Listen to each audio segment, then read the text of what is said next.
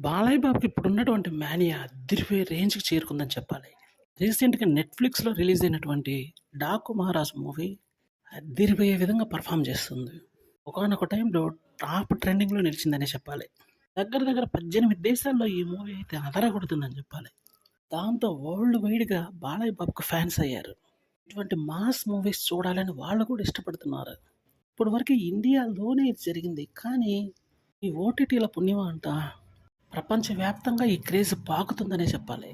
అందుకని నెక్స్ట్ బాలయ్య బాబు నుంచి రాబోయే మూవీ మాత్రం ఎక్కువ భాషల్లో తీయడానికైతే పాసిబిలిటీ ఉన్నట్టు కనిపిస్తుంది.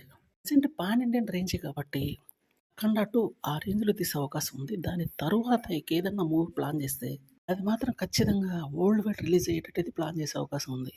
తెలుగులో ఇంత పొటెన్షియాలిటీ ఉన్నప్పుడు ఎందుకు వేస్ట్ చేసుకోవడం అన్నటువంటి ఆలోచనలు మారుతున్నాయి ప్రొడ్యూసర్స్‌కి. అదే దీనికి ప్రధాన కారణంగా చెప్పుకోవాలి.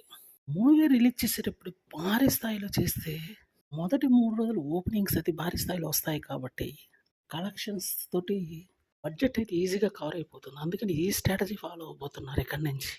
ఇది మాత్రం సాధ్యమైందంటే బాలయ్య బాబుకి అసాధారణ హిట్ పడుతుందనే చెప్పాలి.